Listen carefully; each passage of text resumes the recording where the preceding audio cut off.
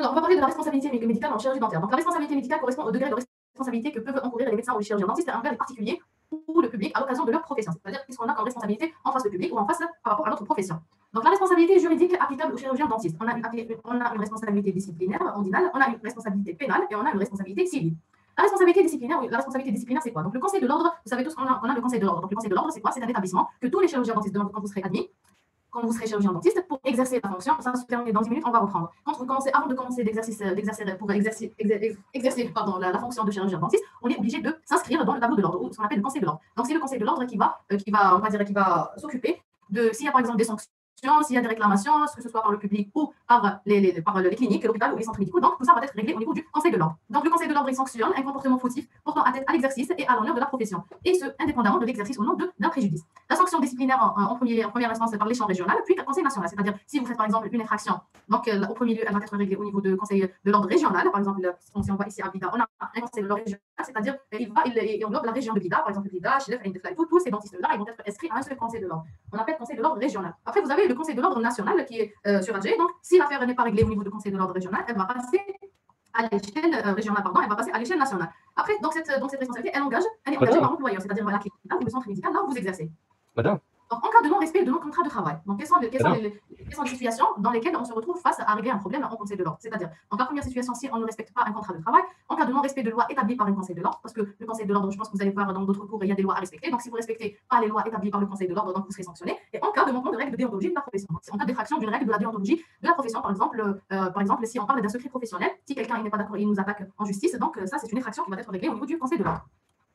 Donc, le Conseil de l'ordre, il va nous donner quoi? Ça peut être un avertissement, ça peut aller de l'avertissement jusqu'à la mise à pied temporaire ou définitive. C'est-à-dire ça, avertissement, ça peut être un blâme, comme ça peut être l'interdiction de pratiquer la fonction pendant une période. Ça peut aller des mois jusqu'à des années, selon l'infraction faite par le praticien.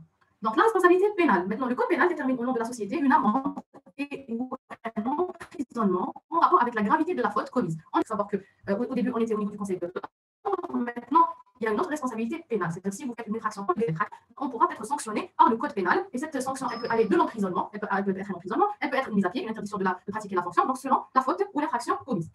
La responsabilité maintenant civile du chirurgien dentiste. Donc le domaine de la responsabilité civile est le domaine de la réparation du dommage. C'est-à-dire également que la preuve est à la charge du malade et on comporte 3 éléments. Donc, un dommage subi pour le malade, une faute commise par le médecin, un lieu de causalité entre les deux. C'est-à-dire vous faites ça, c'est la responsabilité envers le patient. C'est-à-dire si vous faites une infraction envers le malade, c'est-à-dire que vous lui faites un dommage, donc vous êtes responsable de votre effraction et vous devez peut-être, ça dépend le type de l'infraction faite, vous allez peut-être le rembourser ou ça dépend ce que vous avez fait. Donc, ils sont le devoir envers les malades.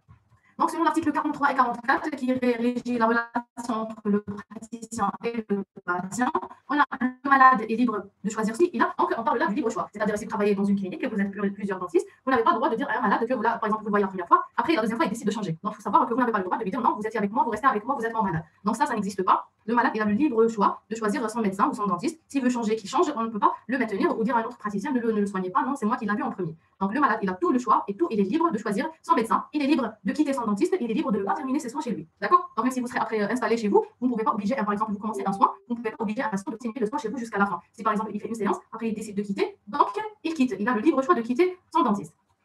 Donc, le médecin s'engage à assurer personnellement au patient des soins conformes, dévoués et fondés sur des données acquises et de la science, en faisant appel, s'il y a lieu, à l'aide de la compétences. C'est-à-dire, vous êtes responsable de ce malade. Si vous allez le traiter, vous devez c'est-à-dire utiliser toutes les données scientifiques, tout le matériel nécessaire, en faisant appel, s'il y a lieu, à de l'aide de compétences. C'est-à-dire, si vous êtes limité, vous arrivez à un point où vous ne pouvez pas faire, vous pouvez appeler des compétences à vous aider. L'essentiel, c'est d'assurer une meilleure prise en charge au patient. Le malade il a le droit de recevoir des soins les plus appropriés et de bénéficier des thérapeutiques qui lui garantissent la meilleure efficacité et sécurité sanitaire. Donc, maintenant, la loi de confraternité. Donc, selon l'article 44 et 41, qui régit la relation entre praticien et confrère, donc, l'article dit, c'est un confrère, c'est un devoir primordial. Elle doit s'exercer dans l'intérêt du malade et de la profession médicale. La confraternité est un devoir primordial. Elle doit s'exercer dans l'intérêt du malade et de la profession médicale.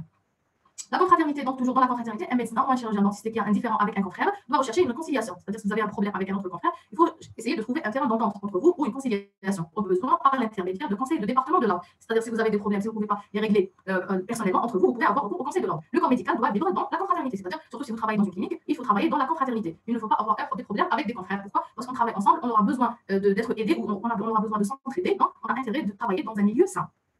Les médecins ont besoin de l'un de l'autre, voilà, en complémentarité, non seulement au chevet des patients, mais aussi dans le domaine de la prévention, dans l'accès aux avantages sociaux, dans la reconnaissance des droits de leurs patients. Donc les médecins doivent donc se connaître et savoir travailler ensemble. Si vous travaillez dans une région, donc vous avez intérêt à connaître tous les médecins qui vous entourent, surtout si vous êtes installé. Ce n'est pas juste les médecins dentistes, mais même les autres médecins, dans un but de travailler travailler dans un milieu sain, peut-être pour s'entraider, pour orienter les patients pour d'autres spécialités, donc pour assurer la meilleure prise en charge pour un malade.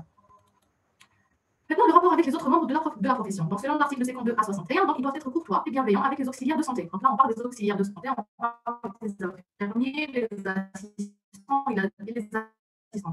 Chacun doit respecter l'indépendance de l'autre. C'est-à-dire, vous travaillez, vous avez une assistante, vous avez une infirmière, vous avez une femme de ménage, tout. Le travail doit passer dans le respect, on doit respecter les autres, on ne doit pas rentrer dans des conflits, on doit respecter la vie personnelle dans le cadre du respect.